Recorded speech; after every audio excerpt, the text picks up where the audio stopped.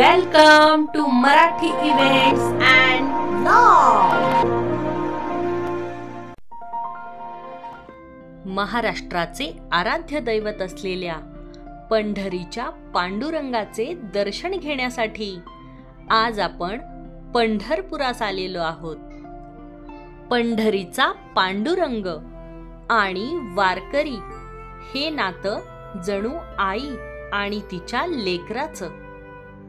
जशी आई आपल्या लेकराला घट्ट मिठीत धरून ठेवते, तसाच पंढरीचा पांडुरंग आपल्या भक्तांना भेटण्यासाठी युगानयुगे विटेवर उभा आहे. रात्रीच्या वेळी विठुरायाचे मंदिर विद्युत प्रकाशाने एकदम उजळून निघालेले असते. पंढरीचा पांडुरंग विटेवरती कसा उभा राहिला या बाबतीतली एक कथा सांगितली जाते. पुंडलिकाने आपल्या आई वडिलांची अनंत सेवा केली. भक्त पुंडलिकाची भक्ती इतकी अमर्याद होती की एकदा भगवान श्रीकृष्णालाही पुंडलिकाच्या घरी जाण्याचा मोह झाला. भगवान श्रीकृष्ण जेव्हा पुंडलिकाच्या घरी गेले, त्यावेळी पुंडलिक आपल्या आई वडिलांची सेवा करीत होता. खुद्द परमेश्वरच आपल्या भेटीला आलेत म्हणून आनंद तर झालाच, पण मन मात्र जराही विचलित न होता त्याने आपल्या जवळ असलेली एक वीट देवाकडे उभं राहण्यासाठी दिली व आपल्या आई वडिलांच्या सेवेत पुन्हा लीन झाला. आई वडिलांची सेवा केल्यानंतर भक्त पुंडलिक भगवान श्रीकृष्णांकडे गेले आणि क्षमा मागितली.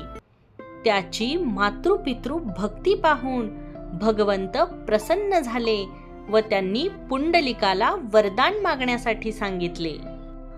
तेव्हा पुंडलिक म्हणाले, देव स्वतः माझ्यासाठी प्रतीक्षा करतात, यापेक्षा अजून काय हवं असेल.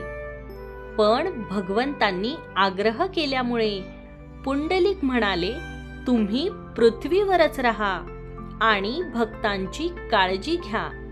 अशाच भक्त पुंडलिकांचे दर्शन घेऊन आपण विठुरायाच्या दर्शनासाठी जातो. शिवलिंगाकार मुकुट घालून, कमरेवरती दोन्ही हात ठेवून भगवंत विटेवरती 28 युगापासून उभे आहेत.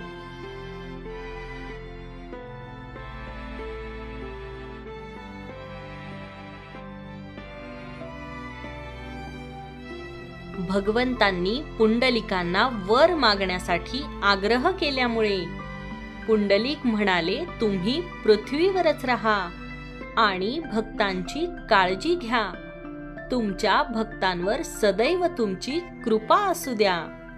तेव्हापासून देव विटेवर असाच उभा आहे. आषाढी वारीला लाखो भाविक भक्त आळंदीहून ज्ञानेश्वर माऊलींच्या पादुका घेऊन पंढरपुराकडे रवाना होतात.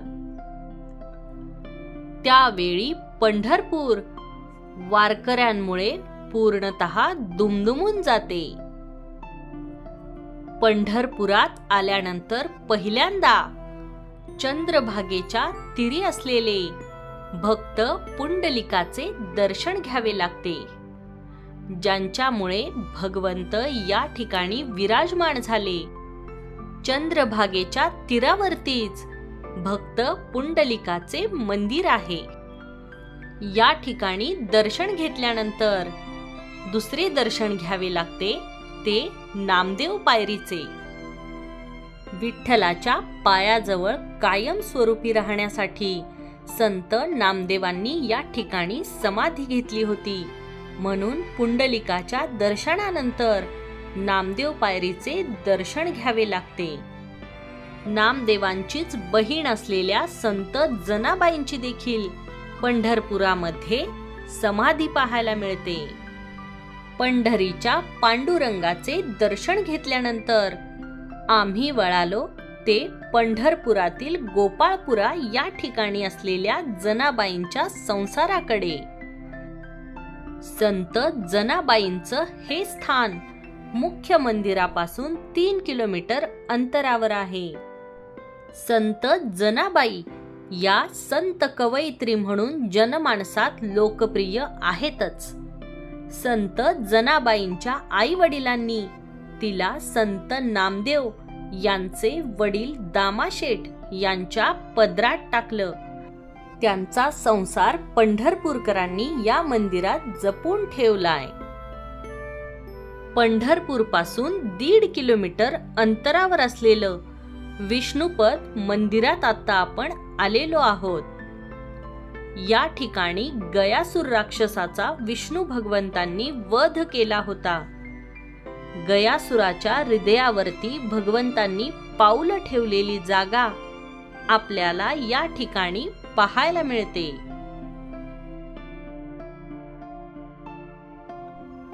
नुकत्याच झालेल्या आषाढी वारीमधील वारकऱ्यांचा मेळा देखील या ठिकाणी आपल्याला पाहायला मिळतो. पुंडलिकाच्या भेटी बरोबरच संत जनाबाईंसाठी देखील भगवंत या ठिकाणी प्रकट झाले होते आणि ते त्यांना रोजच्या कामात मदत देखील करत असत.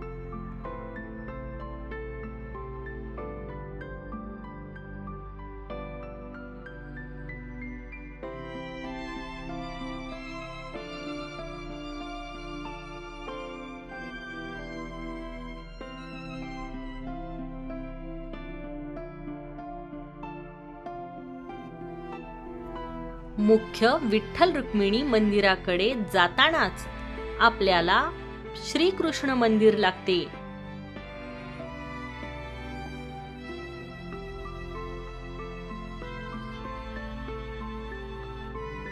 वारकऱ्यांनी दुमदुमलेली संपूर्ण चंद्रभागा देखील आपण पाहिली.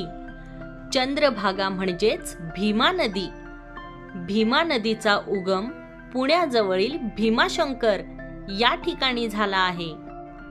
पुढे ही नदी वाहत वाहत चंद्रकोराप्रमाणे पंढरपुराकडे वळसा घेते. भीमेचं पात्र एकंदरीतच चंद्राप्रमाणेच वाटतं, म्हणून पंढरपूरला या नदीला चंद्रभागा म्हणून ओळखतात. पुंडलिकाच्या मंदिराकडे जातानाच हे प्राचीन द्वारकाधीश मंदिर देखील आपल्याला पाहायला मिळते. या मंदिराला ग्वालियरचे राजा दौलतराव शिंदे यांच्या पत्नीद्वारा इसवी सन 1250 साली बनवले गेले होते.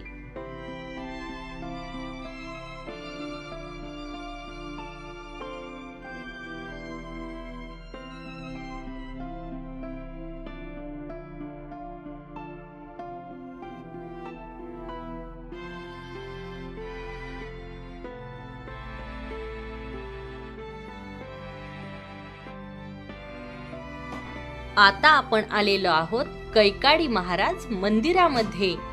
हे मंदिर मुख्य मंदिरापासून 1.5 किलोमीटर अंतरावरती आहे.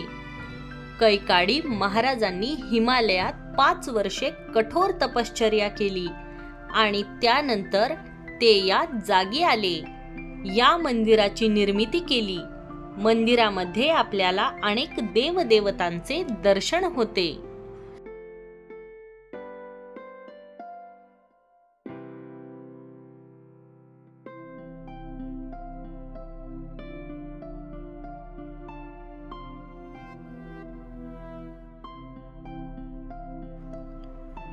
या ठिकाणी कैकाडी महाराजांची समाधी देखील आपल्याला पाहायला मिळते. त्यामुळे पंढरपुरामध्ये आल्यानंतर या मंदिराला देखील तुम्ही अवश्य भेट द्या. मुख्य मंदिरापासून 3 किलोमीटर अंतरावरती असलेल्या तुळशी वृंदावन उद्यानात आता आपण आलेलो आहोत. येथील मुख्य आकर्षण म्हणजे ही 25 फूट मोठी भगवान विठ्ठलांची मूर्ती आहे. हे उद्यान महाराष्ट्राच्या फॉरेस्ट डिपार्टमेंट द्वारा बनवले गेले आहे. उद्यानामध्ये जाण्यासाठी 15 रुपये एंट्री फीज आहे. या ठिकाणी महाराष्ट्रातील साधू संतांची चित्रे आपल्याला पाहायला मिळतात. पंढरपुरात येणाऱ्या भक्तांसाठी इथे संत गजानन महाराज ट्रस्ट तर्फे बनवण्यात आलेले संत गजानन महाराज भक्त निवास देखील आहे। या ठिकाणी अगदी आपल्या बजेटमध्ये आपल्याला रूम मिळून जातात। त्यानंतर इथून 10 मिनिटांच्या अंतरावरतीच विठ्ठल रुक्मिणी भक्त निवास देखील आहे। तर मंडळी, याबरोबरच आता मी तुमचा निरोप घेते। तुम्हाला हा व्हिडिओ कसा वाटला हे कमेंट करून नक्की सांगा। पुन्हा भेटूयात अशाच एका नवीन आणि सुंदर व्हिडिओमध्ये। धन्यवाद।